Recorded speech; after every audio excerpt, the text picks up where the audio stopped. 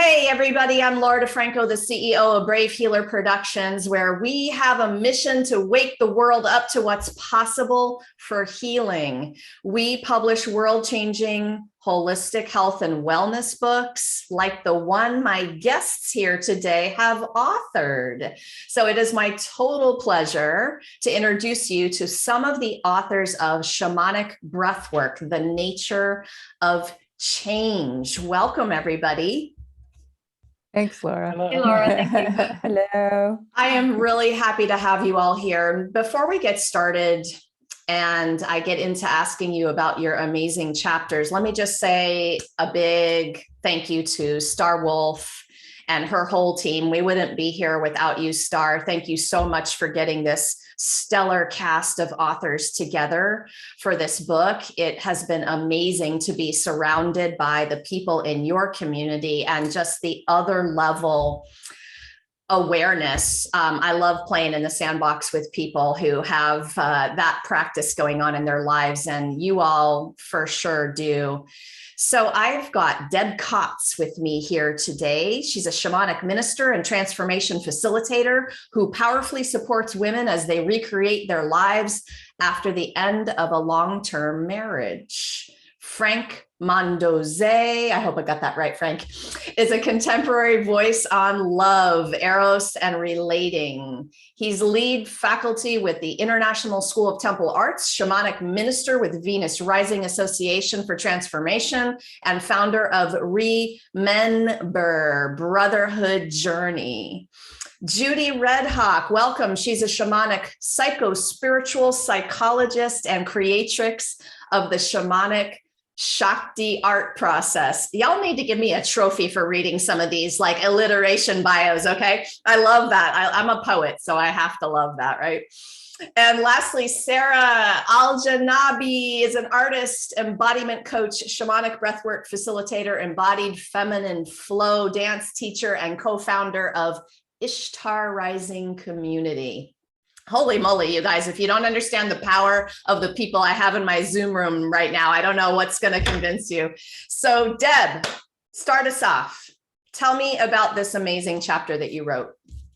Yeah, thanks, Laura. I wrote chapter 7, and it's called Death and Rebirth, Divorce as Shamanic Initiation. And the chapter talks about my process, my kind of going through that initiation. I had been a shamanic breathwork facilitator for over 10 years, led women's circles for over a decade, and been in the field of personal transformation for nearly 30 years when I faced the end of my 36-year marriage. And it came as a shock to me. There was just so much in my life that I thought was going smoothly, and yet I'd get little, inklings that something was wrong, but I kept thinking, well, we've been through problems before. We can work through this. And through the divorce process, my entire old identity was dismantled. And it feels so much like what we're going through globally right now, where just everything we thought was true is in question.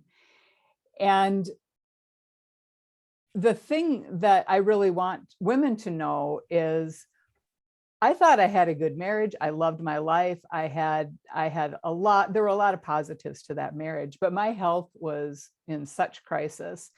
And after my divorce and after I started putting together the pieces of the really lies that were part of my marriage, my health returned. I lost 50 pounds.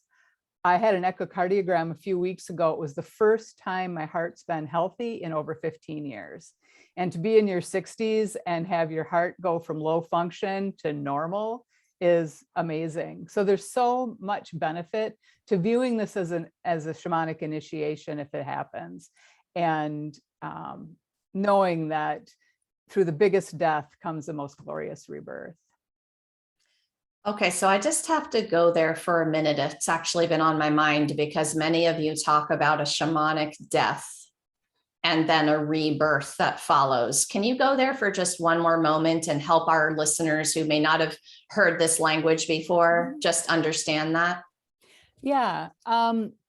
So I would say that the death that I went through was about my identity. And I think that's what when we're talking about death and rebirth in the same body, it's an ego identity death. And Starwolf talks about yesterday's soul purpose becomes today's ego agenda. And we can get so attached to our life. And the death for me was the death of my identity as a wife, as a family business owner, as someone who married for life. All those pieces of my identity had to die. And then what was reborn, and what is reborn for so many women, is just an entirely new sense of sovereignty, of wholeness, and of approaching life from a really centered place. And death and rebirth happens when we go through our childhood wounding and we heal that inner child. There's so many different places that that death and rebirth can occur. Thank you for that. I know that each of you will have a little bit of an explanation about how that went down in your own world, because it's very personal, that journey for each individual. Right, Deb? Yeah, very much so, very much so. And that's the beauty of the shamanic breathwork person, is it's about going in and connecting with your truth, with the energies that you're working with your body. It's an embodied process. It's not up and out and I'm going to go there. And it's really being here, being present with what is, and being okay with what is, no matter how painful it is, knowing that there's another side. Oh my goodness, there is nothing like diving deep right off the bat today. Thank you, Deb. This is so awesome. I love talking about this kind of stuff. And seriously, like, the mission to wake people up to what's possible is very, very with me all the time. You all have such amazing ways of teaching people what this is and how to connect with their own inner wisdom. And I hope just by listening that people are having that sense. So Frank, you're up next. Talk about your amazing chapter. Thank you, Laura. My chapter is chapter 9. It's called Resurrection, Activating the Inner Christ. And to be honest with you, I didn't know why that was the title that I was going with. When you asked, send in your titles, I was scanning of what wanted to come through. And that's the thing that kept coming through. And I kept telling myself, Frank, who do you think you are to even come close to thinking about you're going to write this chapter? I'm like, I don't know why, but this is what I'm going with. And it's a couple of times I've been invited to an anthology book like this. Didn't do it the first couple of times, but this time I felt called to it. And that was the title that I came up with. And I'm really happy that I went fully through with it, because I came into some great revelations myself in writing that chapter. Thanks for that, for just sharing that piece of it for you personally, in terms of like the writing and even trusting the right title coming through, and honestly for saying yes. I'll say thank you to all of you for saying yes to this, but for stepping up in such a beautiful way and being brave about, you know, what you're sharing, what you're calling it, owning that power.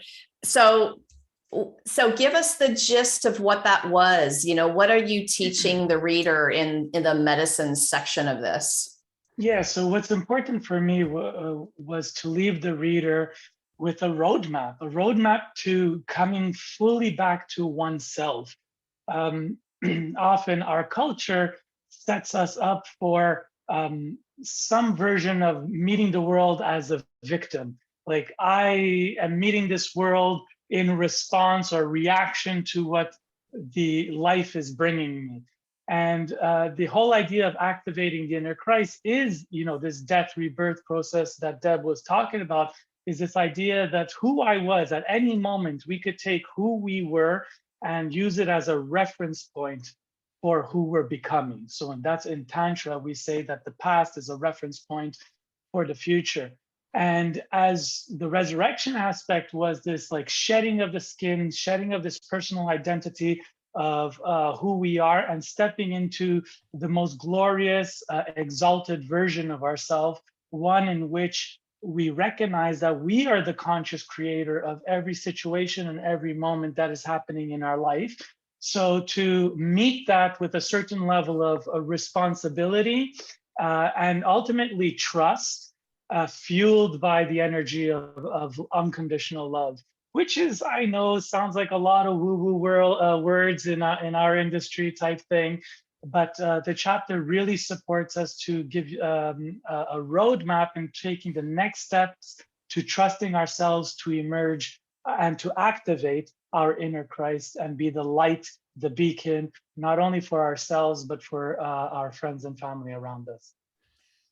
So I want to back up to something that you just said about, we are the creator, co-creator of every single thing, of every single moment. That idea of taking responsibility. When you hear somebody say that, you might be having a reaction inside like, whoa, really? Like, that's scary. That's a scary prospect that I would be responsible for every single thing. But I know for me, coming back around to the freedom that I get with that responsibility. Will you talk about that for a minute? Yeah, absolutely. So like when, as a victim, or if the world is happening to us, it's like we don't really have choice. These things are happening, we're being put in a corner, and then we're like, oh, how do I meet the world with this? I'm not getting what I want. Whereas when we flip the script, we can find ourselves in situations that we don't control, or that we didn't have the opportunity to influence the way we'd like. However, it's when recognizing that we're in this state and we're in this situation, it's the attitude of meeting it from that point on. Sometimes people say, I didn't have a choice. If you look into the world today, there's moments where we're like, I didn't have the choice, I had to do this. Well, the conscious creator recognizes that there is always a choice. The difficult aspect is that sometimes the choice is inconvenient or very difficult to do because it puts us in a state that we'd rather not be. But when we marry our values with our choices and move from, then we're living a value-driven life. And so the idea of being the conscious creator is recognizing that in every moment we have a choice, and it's how do we align how we meet the world closer with our values than with these unseen forces that somehow make us a victim to one thing or another. Powerful, powerful ideas, life-changing, complete transformation type of ideas here today, y'all. I hope our listeners will just pause and take a breath. Sometimes it can feel so overwhelming, these ideas. They're so big, and any one of these things, the five of us could sit and talk about all day long. It's what we do. It's what we live and breathe. And I really thank you all for bringing it in your unique voice, because somebody needs to hear the words exactly how you all are sharing them. Thank you, Frank. So, Judy, tell us about your amazing chapter. Thanks, Laura. So my chapter is chapter 8, Dancing Naked in a Yurt, Reclaiming Artistic Freedom. So I realize that's a very provocative title, and it is actually what happened. So it was 2003. I was turning 50. My mother died. We had a very back and forth relationship. My youngest brother committed suicide. So that's when I found the Shamanic Breathwork. And so it was, I think of it as a reconception. So it was a reconception of myself, a regestation and a rebirth. The amazing thing was, I didn't think that the artistic freedom was, I didn't think that I was an artist because I couldn't I couldn't bring onto paper what I saw on the outside. And that's a long story because I didn't know there was an outside because I didn't wear glasses till I was 9. And so I didn't have much depth perception. So I couldn't put on paper what I saw because I wasn't seeing anything and I didn't know it. So the Shamanic Breathwork process gave me the opportunity, just really enlivened that part of me that wanted to create from the inside. And so being in the breathwork process, and then afterwards going back to the breathwork room and putting on makeup, putting on music and taking off my clothes and lighting candles and getting the art supplies and beginning to just move to the music and then create with what I was feeling from the music on the paper, was that moment of freedom. Like, oh, I can do this. And the awareness of, wow, how cool would it be if other people could also have that experience? Because our artistic selves often get shut down when we're little, comparison thinking. So that's what I bring to the shamanic breathwork processes is creation and art processes and the language of the soul. For me, art processes are the language of my soul. It's how I speak to the world. It's how the world speaks to me through creation. So I like to introduce other folks to that connection within themselves with their own creations, understanding themselves, their own language, the language of their soul.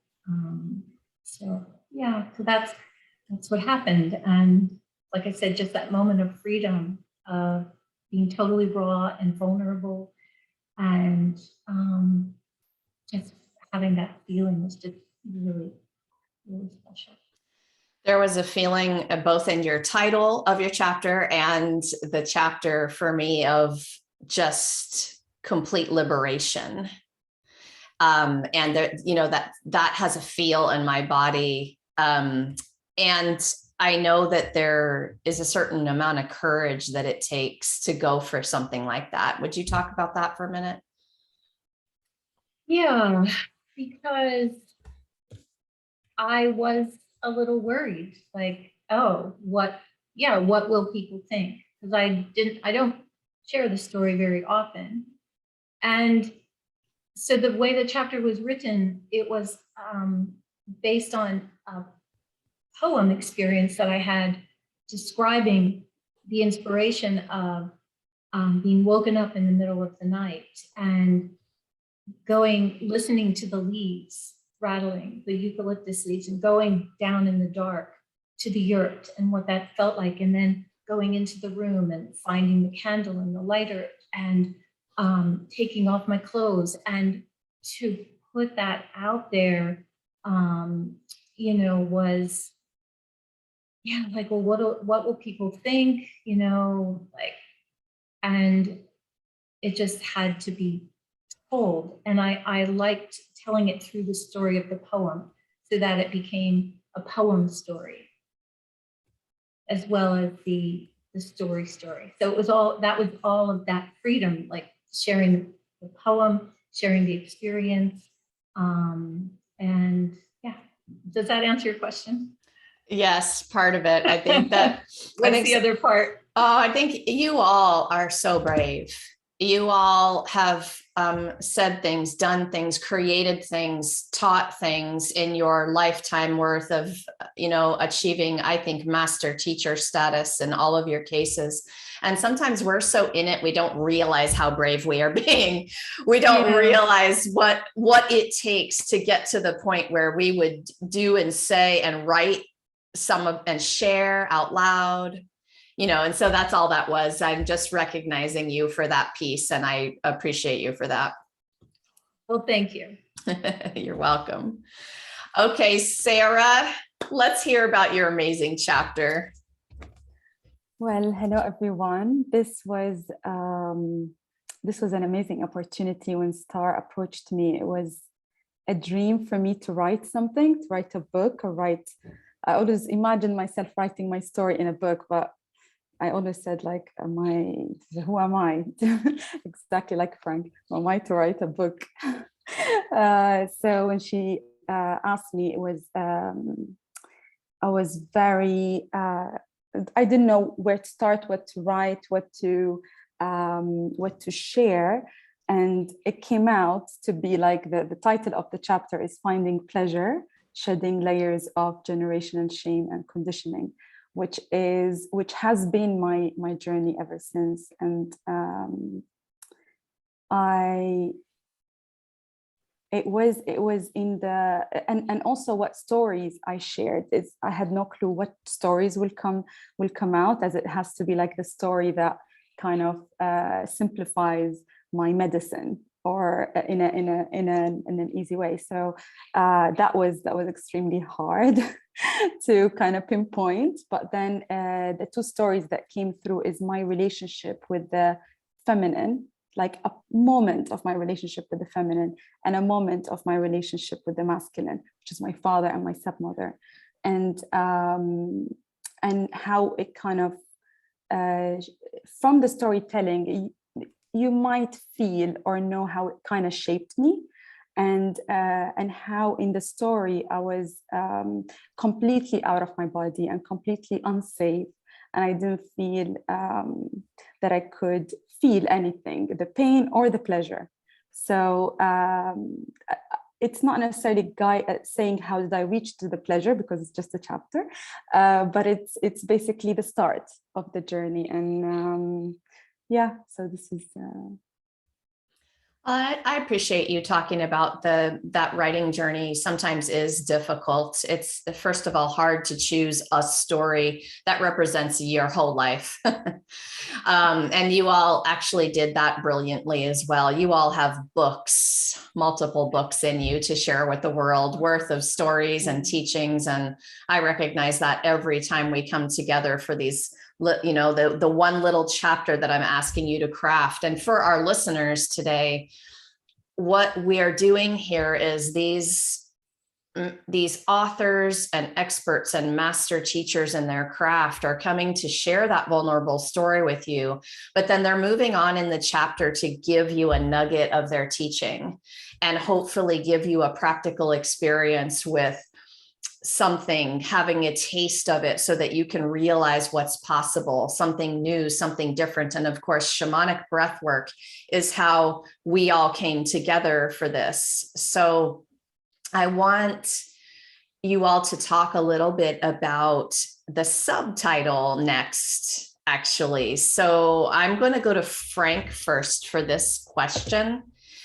The subtitle is The Nature of Change. And I really want to know how important that's been in your life. How did that show up, the nature of change, or the transformation, the embracing of change? Well, one thing that is constant is change. That's one thing we can expect. And at Venus Rising, one of the things we talk about is the spiral path. It's one of the pieces that we meet this work with. And the idea is that life is not a linear process. It's not about like going to school, meeting the beloved, making a baby, and then going into end days. It really is a process of returning to the life experience that we may or may not have gotten the lesson of. And in my personal life, I mean, I've gone from being a erotic performance art producer, event producer, to now being an influencer in the realm of spiritualities and sexuality. It's like, wow, I would have never expected my life journey to go in this path. So yeah, the one thing that is consistent is the idea of change. And for me, there was a great moment where I found the opportunities of change came are in those moments of great upheaval in our life, those moments where it feels like quite dark. And like every good shaman says, it's always darkest before the light, before the morning. And knowing that morning will always come, and that we have the opportunity to shed the pieces of ourselves that we're not proud of, that we've taken on unconsciously in our life due to our wounding, our life experience, our family of origin, so on and so forth, and move through the world and say, hey, this is who I was, and now I want to show up as a more powerful, soul-embodied being that has come to this time, to this place, to manifestation, to shine my light and to give my medicine to the world. And at first, you know, like I said, I was an entertainer, and you know, I knew that I was going to touch people through inspiration, through visuals and joy, but I never knew that I had the opportunity to touch people's soul through the content that's coming through me now.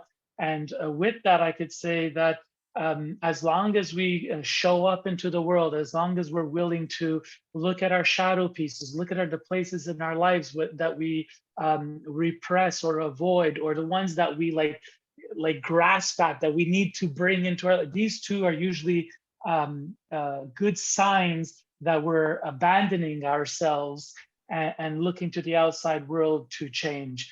So when we bring it 100% back to us, we could say, can I meet the world, or what needs to change in my life so that I can meet the world with more love and ease?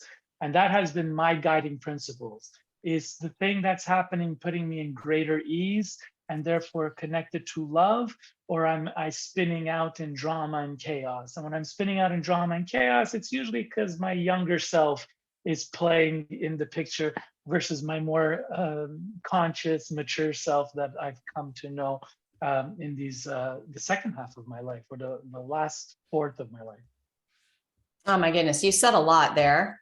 Yes. And but what I loved the most, and what I also follow as my GPS is it ease and joy, or is it the chaos and drama? And for me, that has a feeling in my body. So I've learned to recognize which direction from that message that comes up, and I can just have a pause, right? Take a breath and move, make the choice. With awareness, we get the choice. So as long as we're aware that something is bringing the ease, joy, or the chaos and drama, as long as we're waking up in that, then I'll go back to what you said earlier about we've got responsibility for everything. We can make the choice in that moment, convenient or not. Yeah, exactly, right? because we love there's a big part of us that loves the chaos and the drama. We're addicted to it. It gives us some level of comfort. That's the insanity part of it. Yeah. So once we realize that ease and joy is like the antidote to that, then we can say, hey, there's a moment, there's a choice point. What do I want to do? Do I want to hold on to my story and try to be right? Or do I want to release, surrender, and feel good? And so this has been a day-to-day choice that I've been doing in my life personally to get me into a place of greater ease and love. I love it. Okay, Judy, how about you? When you think of this idea of the nature of change, how important has that been in your life? What do you want to say about that?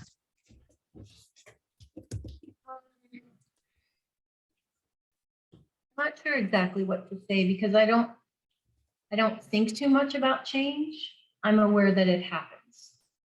And, when I'm working with folks in the role of the shamanic psychospiritual psychologist, or in the breathwork world, what I notice is maybe the change in the story, the change in like Frank said, the choices or the understanding.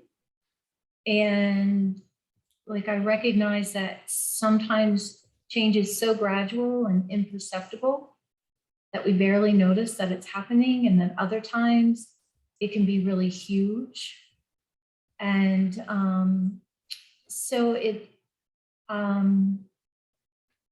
that's kind of how I think of it. It's kind of like the seasons change, and sometimes it's a gradual change, and sometimes it's a big change. And so I think it's more like, how do we stay in relationship to ourselves and understand ourselves as we're going through change?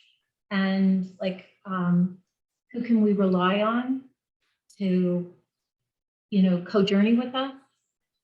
Can I rely on myself to stay present for myself, like Frank was talking about? Yeah, so that's kind of how I think about change. It happens, and I don't think about it too much. I just know it happens. But that's probably my own psychology.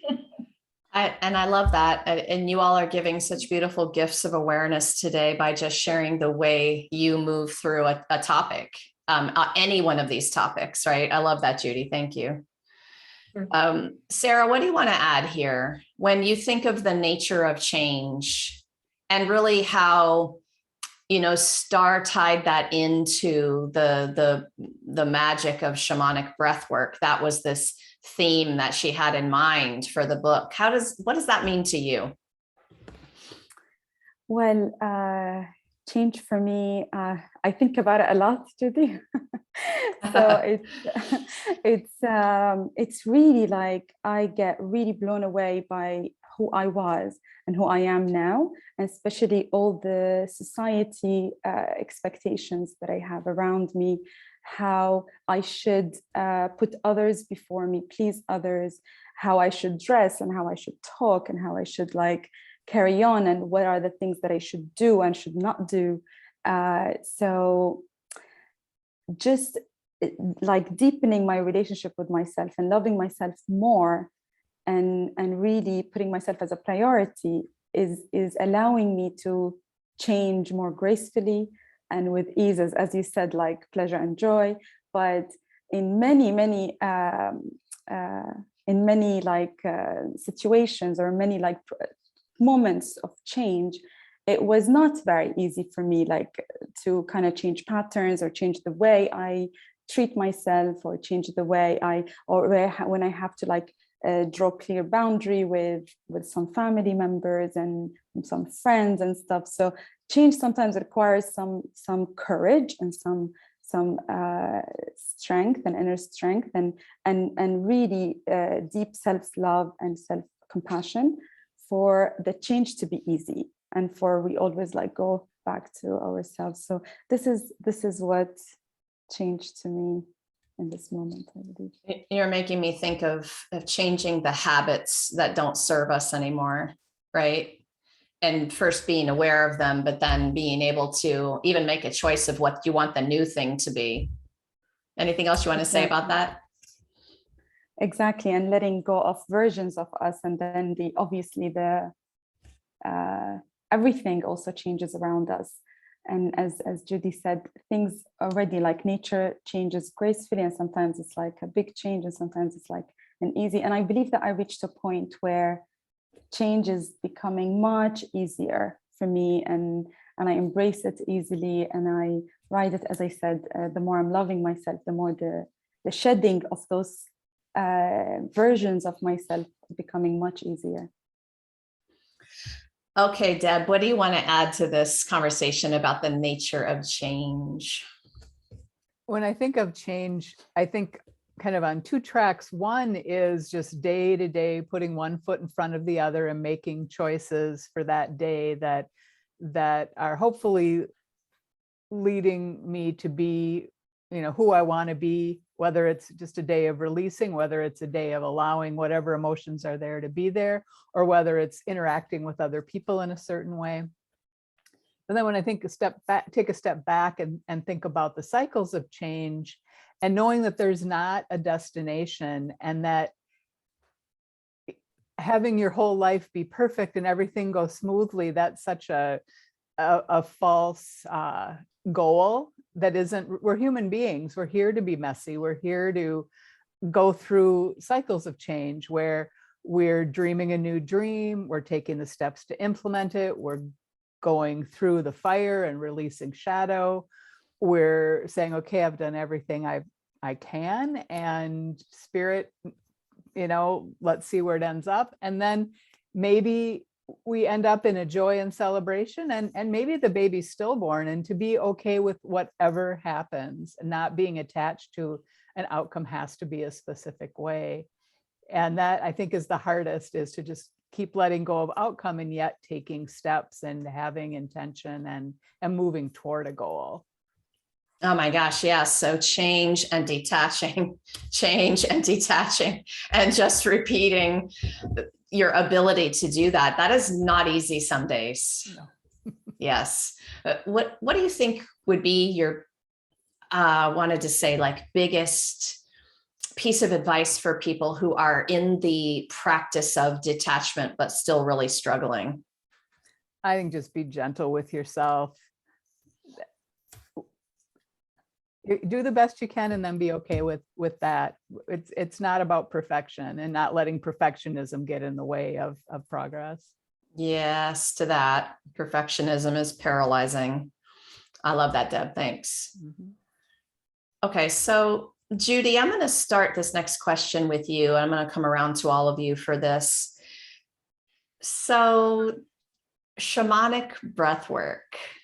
What did you realize was possible when you learned this magical technique, modality, however you guys want to call it, practice? That, gosh, so much. I know. That's a big question, isn't it? Right. What's the first thing you think of in terms of that? Well, I want to say that anything is possible, that if you don't ask, you don't know the answer. So it's really just about, what is the image? So it's like the image of, opening this door and seeing what's on the other side of the door. So that's, for me, shamanic breathwork was this huge change because it presented a door into my psyche, a door into my soul. It makes me want to cry right now, that I could open. And there were all these wonders on the other side, all these wondrous people, all these wondrous experiences, all these wondrous teachings. I never could have imagined for myself where I would be now. So learning how to work in cooperation with what I call the oversoul of the universe, and that manifestation and living into cooperation and sacred purpose. So yeah, it makes me feel emotional. Yes. I love that you just said that it presented a door, but you also said one that I could open. Yeah. I like that piece of what you just said about that. And I know this is emotional for you all who have trained and studied and practiced and now teach, because of the bigness of what's possible with this. And Sarah, none of you are gonna like going after Judy to answer this question, I know. So you can all feel free to say what Judy said, and okay. Sarah, how about you? What about this practice? What did it help you understand was possible? Judy and yeah. So for me, I don't think it's something I understood by my mind, like in my mind. I think it's something I'm experiencing, and I'm still experiencing. The big thing is community, and really knowing that the love is there. That is one huge aspect, just being part of Shamanic Breathwork tribe. And second, the practice itself, it felt to me that it just brought me into my body every time I did it. Every time I did it, it brought me like deeper into my body, which something is deeply healing and transformative. Yeah, as I said, it's not something I understand with my mind. And as much as, let's say, a client, they want to come and have a Shamanic Breathwork, they ask me, how is it? And I say, like, for every person, it's very, very, very, very individualized. It's never the same for everyone. So even for me, like when I start breathing, I don't know, it's something completely new. Also reflects who I am now, rather than like my experience when I did it, let's say, yesterday. So, and my ability to go deeper, so and feel safer in my body. So it is very powerful. And honestly, I got to meet my feelings that I never ever felt maybe safe to really express them in that depth, because the cortical brain just drops. So you're not using your rational mind in the process, you're just in your body. So like I expressed anger in a way that I've never, like I've always had problems with anger, and I'm still working on it. So expressing anger, crying for like the whole hour, or joy, like just like deep bliss and joy and pleasure. So just feeling those emotions has been really like life-changing for me. So I love listening to you all talk about this. Deb, what is it for you? As a facilitator, what I love is it's creating a container for a client to just go wherever they need to go. And it's just about letting them really be authentic and go into whatever emotion or pattern or wherever. It's so open-ended. And like Sarah said, every experience is different. One personal experience I had in breathwork, and it's probably one of the biggest breathworks I had, was when I was going through my divorce, and I had so much anger that had been repressed for so long, and I was on Dove Mountain in a big group of people and just screaming and raging, and having a place where the rage could be okay and witnessed and held. And what was even better was there were men walking the floor that were holding space for me. And so I could be raging at the masculine at the same time I was held by the masculine. That was, I don't know how you could get a healing experience in a better way than that absolute rage and vulnerability, and yet being loved and held. So, yeah. Yes. Profound. Okay, Frank, how are you going to answer this one? So what's beautiful for me about shamanic breathwork is it really brings us to the cornerstone of this concept of shamanism. And shamanism is a very popular word and used in different ways, plant medicine and so on and so forth. But here in shamanic breathwork, we use breath as the cornerstone of the modality that we can use to enter states of non-ordinary reality. So we could call what we're living right here, right now, ordinary reality. And when we enter into shamanic breathwork or any other shamanic practice, we enter into states of non-ordinary reality. Means that we're interacting with energy and information is coming to us, or we are clearing something from our bodies. But whatever is happening in the realms of non-ordinary reality, actually, when we return to the ordinary self, coming back into the time and place that we're in, we will have noticeably recognized either in that moment or moving forward in our life that something has fundamentally changed. So we could go into a 1 hour breath work in which we move from ordinary reality into non-ordinary reality. And in that time of non-ordinary reality, something shifts, transforms, we get a revelation, an aha, a shedding, and that when we enter back into the real or into ordinary reality, that something has changed for us for good. And that's the journey of shamanism. The journey of shamanism is the ability to walk in multiple dimensions or worlds at the same time in order to influence the way we meet the world. And as we do this for ourselves, the deeper we go through healing those 5 rites of passage of the shamanic healing path, that allows us to heal ourselves, come into greater wholeness, and be more powerful conscious creators. This is great. I want to, I'll pause for the viewers just for a moment to say that if you aren't used to hearing this language and you're spinning just a little bit, then just know that this process is a process of breath work combined with music, combined with facilitators who understand how to hold a healing space for people and all of their emotions.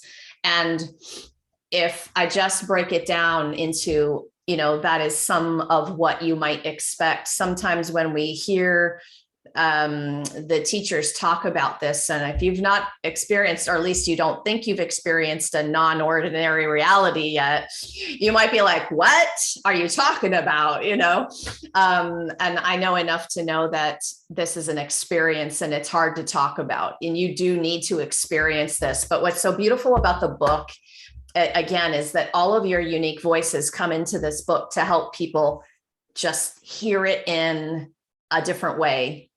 And the stories and the medicine in this book are phenomenal. So I'm going to encourage everybody to dive in. Okay, I've got one more question for all of you. We're going to do a little bit of a speed dating version of this one. Okay, so in a sentence or two, Sarah, we as healers and experts, we like to talk about ourselves as guides and facilitators. We don't fix people.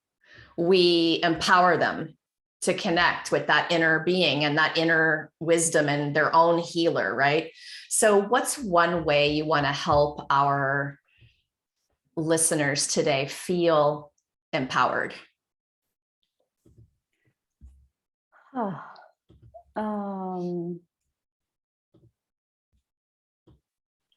like the first thing that's coming to mind is safety. So, and creating that space for the transformation to occur, for the change to happen, for the healing to happen. So the space for me is inner space and outer space. How can you create the space for yourself within the environment around you, putting, keeping people that you know they want your best interest, and really creating distance with those who you know they don't have the best interest at heart. And then how can you create also the inner safety of just loving yourself and doing the things that you enjoy, as you said, joy and like that's your indicator, happiness and joy. So like what, like just and also putting yourself as a priority. And so to me is when I start loving myself and when I start really creating the safety for myself by choosing what's best for me, I start, like my inner voice becomes louder. I can hear my voice, I can hear my own, let's say, guidance or inner shaman, as you say, and it becomes so clear. And then because I already have the tool and I already feel safe to move forward, that is my compass. Perfect. Thank you. Foundation of safety. So important. Okay, Deb, how about you? What would you help our listeners with in terms of just helping them feel empowered today? I think it's just important to know that as long as you're alive, change is always possible. It's never too late. I love that one.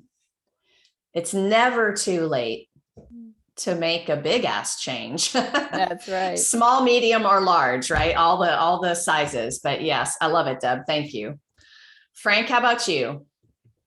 For me, it would be inspiration. Inspiration is the breath of life. So if you're not inspired, put yourself in spaces that bring you alive, that as you watch, inspire you to be more of yourself in the world. And on the flip side, be inspiring, right? Find out what you love, find what turns you on, and bring that into the world. Bring that medicine or that sunshine into the world. That will affect people, and that is very viral. If we're going to talk about viruses in our day and age, inspiration is definitely viral. You're so funny, Frank. I'm gonna make one of my colleagues laugh who just wrote a book called Inspiration Contagion. Okay, so this is for you, Holly Jean Jackson. Frank just helped you out a little bit. Yes, for the Inspiration Contagion. Judy, close us out today. What are your words for helping someone feel empowered? What comes to me is to begin to see ourselves as the artist of our own lives. The clothes we choose, the food we create, the friendships, all of that, what we think, how we breathe, how we move through the world, to just begin to see ourselves as the artists of our own life, and that we're communicating about ourselves all the time and we're receiving information all the time from others. So yeah, to just embrace that creativity, that aliveness, the tears, the sadness, all of it. Yeah. Thank you, Judy.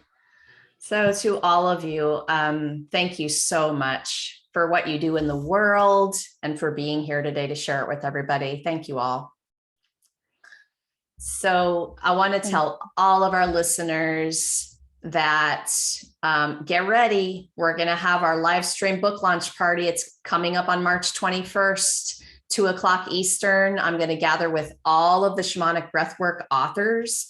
If one of these beautiful people said something today that just you could feel the goosebumps and you're resonating with what they're saying, come down into the show notes and their websites are there. Click, contact them. These authors and experts are very generously there for you. They want you to reach out. There's support there. There's love. There's a community. Okay, so come on down into the show notes. I have them hooked up with their bios and their websites. And we'll have our live stream party on the Brave Healer Productions Facebook page. I've got you hooked up down there with that as well. And if you happen to be listening to this after March 21, well, that means our book is ready on Amazon and you should hop on over there and grab your copy. Lastly, today, everybody, remember, your words change the world when you're brave enough to share them. So it's time to be brave.